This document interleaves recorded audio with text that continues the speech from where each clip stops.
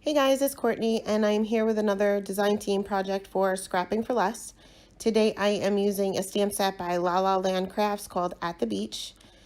I'm stamping with Lawn Fawn's Jet Black ink on a piece of Neenah Solar White 80-pound cardstock cut down to 4 1/4 by 5 1/2. Now I'll be creating a scene here, and I know that she's in a seated position, so I did contemplate on what I was going to have her sit on. I ultimately decided to have her sit on the edge of a pool. So I went ahead and masked her out, and I am not an artist by any means. So when I create a scene, I typically like to stick with straight lines if at all possible. So I had a little guide there that I had just kind of scribbled up just to make sure that it was going to work. And I'll be taking my ruler and a Copic Safe pen. In this case, I'm using a pen by Cricut, and just creating 2 straight lines to create that edge of the pool that she'll be sitting on.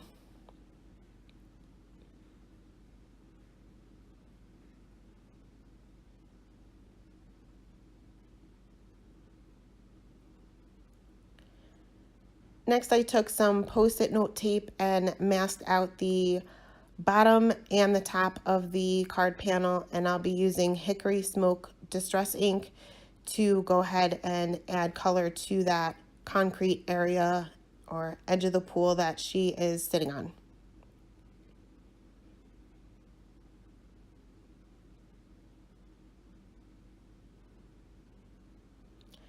Once that was all blended out, I moved that tape down and I masked off the bottom part to create that grassy area that is behind her.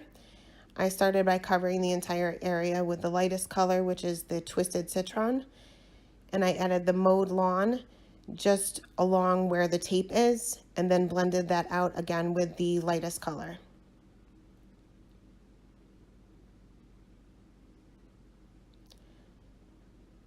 I moved that Post-it note tape down a little bit to about 1/4 of an inch or so below that bottom line that I had drawn, and I'll be using Salty Ocean Distress ink for the water. And once all my coloring and ink blending is done, I'll go ahead and add a little dimension or a little interest to that water to make it actually look like it's water and not just a blue patch of the card.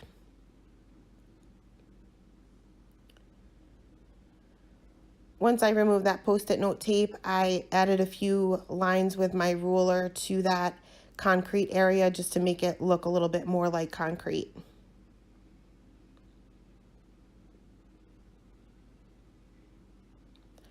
When you remove your masks, especially over distress ink that may be still wet, you just want to be careful that you don't not necessarily just tear the mask, but you can tear the paper as well.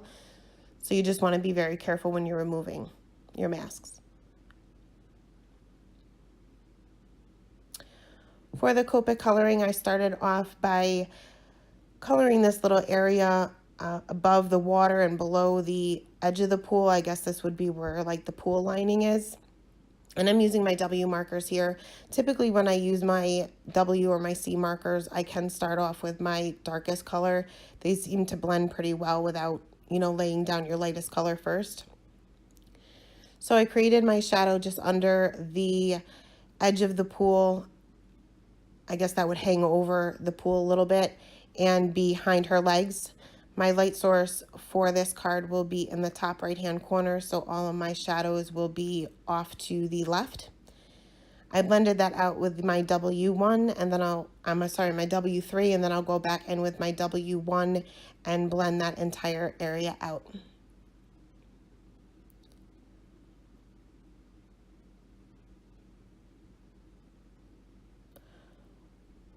For her skin, I'll start off with my lightest color, which is my E50, and map out where my darkest areas will be, which will be off to the left on her face, as well as underneath where her hair hangs over her face, on the inside of her arms, underneath her chin, and on the sides of her legs. I'll then go in with my darkest color, which is my E04. This has a little bit of a reddish tint to it.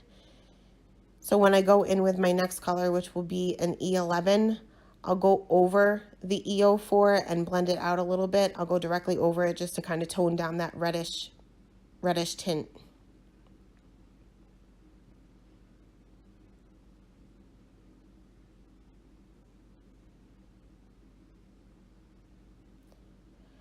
When I was coloring the skin, I did not realize that I was leaving her belly out. So once I get to her bathing suit, coloring her bathing suit, I then realize that I missed that part. So I'll go back in there later and fix that.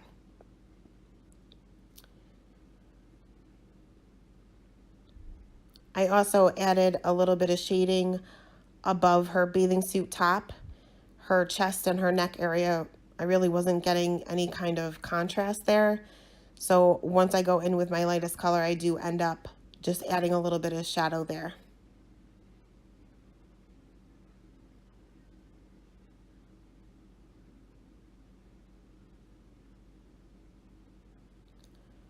Once her skin was all colored, I went in with my R20 marker and added a little bit of color to her cheeks.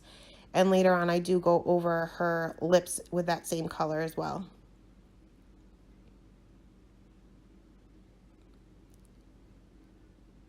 Now for her hair, I wanted to make her look kind of like a dirty blonde. So whenever I do hair, I start off with my darkest color just because I don't want it to blend too much. I want those highlights to stay where they are. So I start with my E15 marker, which is a brown marker. And I just lay out my darkest areas, making sure that I leave a highlight, especially on the right-hand side. I lay down shadows underneath her little sunglasses, and she does have a ponytail there too. So that part will have a different highlight than the rest of her hair that is hanging down. Next, I went on to my YR24 and I extended those flicks a little bit, but I also went directly over the E15 because it's a brown. I wanted to kind of tone that down and lighten it up with a yellowish tint. So I went directly over that, and I'll do the same thing with my next two colors as well.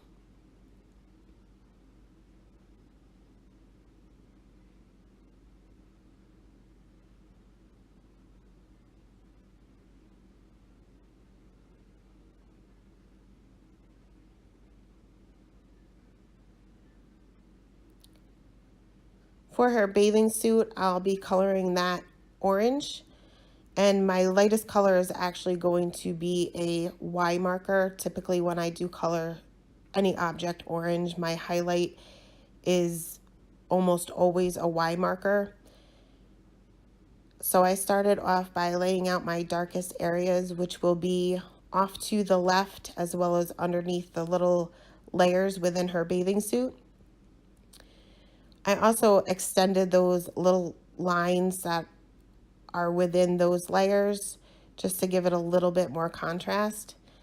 Once my lightest color was down, I moved on to my darkest color, then my two midtones, and then back to my Y marker.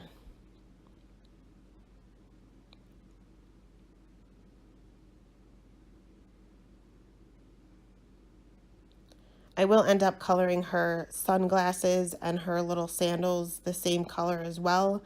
But this is where I realized that I missed her belly for those skin tones. So I'll go back in with those same four colors that I used for her skin and color her belly.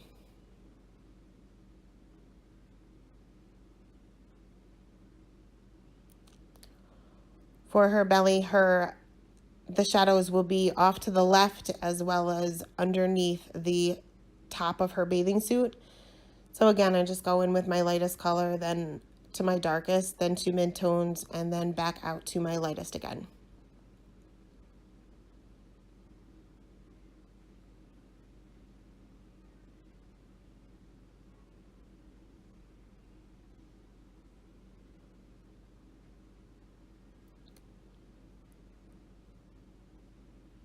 For her sunglasses, I initially was going to use all four of those same markers, but I ended up not going back over with my lightest just because it was going to blend in with her hair a little too much. So I just used the 3 YR markers, but I will use that lightest one on the sandals. The shading for her sunglasses will be on either side of those frames. And for her sandals, it will be towards the back of her shoe. And the highlight will be towards the front of the shoe. The sunglasses are a little bit round and they're on top of her head, so it would be more of a rounded object.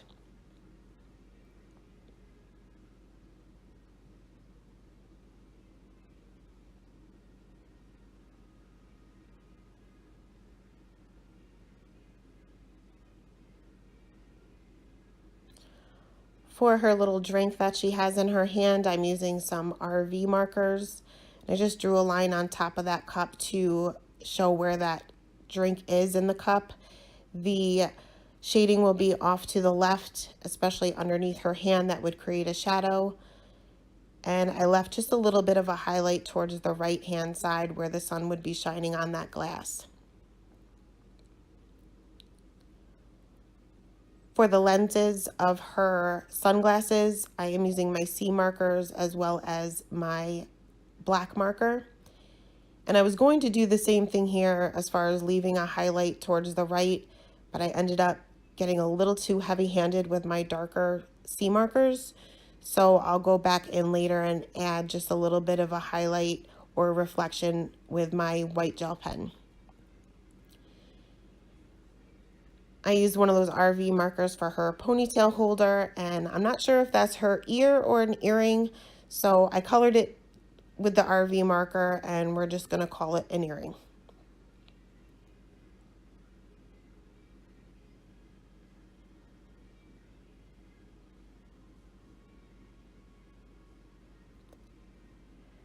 I used my C5 and my C3 marker to add just a little bit of a shadow on that concrete area where she's sitting off to the left-hand side. Blended that out with my C3 marker. I didn't go any lighter than that because it would have just blended in with the Distress ink.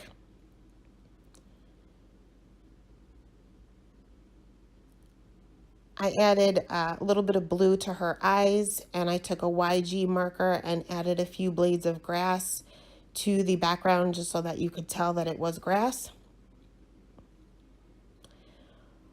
For the water, I took a little bit of an inexpensive acrylic paint, watered that down a little bit, and took a flat paintbrush and just added a few little ripples within that water.